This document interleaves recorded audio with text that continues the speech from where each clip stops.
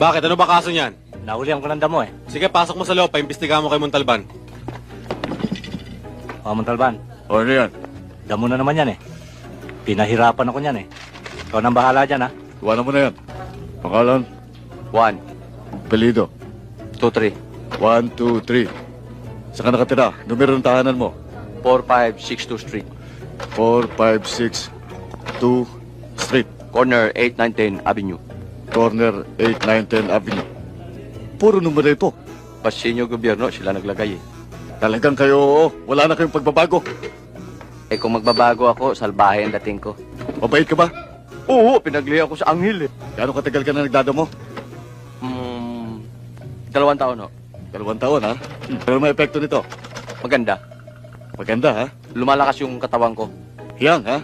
Hiyang na hiyang ho. Hiyang na hiyang, ha? Hiyang na hiyang. Gamot. Pag nasobrahan ako sa pagdamo, nahihilo ako. Hmm. Gumagamit ako ng syrup. Sirup? Mhm. Nagsisirup, ha? Mhm.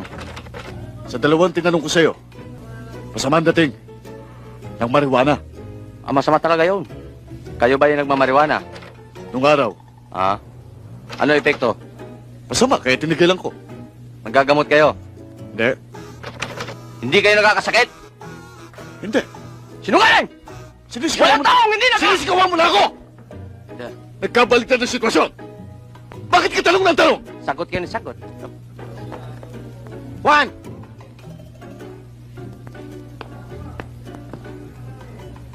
Ano ba sinasabi ni Sargento na pinag-aabol ka raw ng pulis? Hinuli ako sa pagdadamot eh.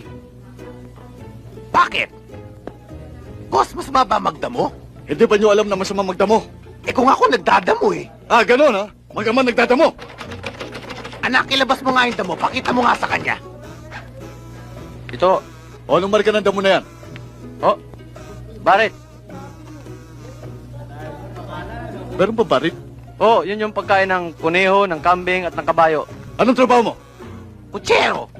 Katunayan nga eh, diyan ko binubuhay ang pamilya ko sa damo. Ganon. Nagugulan ako. Bakit naman ganon? Hindi ko kagad sinabi sa akin. Hindi nyo agad tinanong! Mga bisit kayo! Sige, umuwi na kayo! Sige, magsilayas kayo!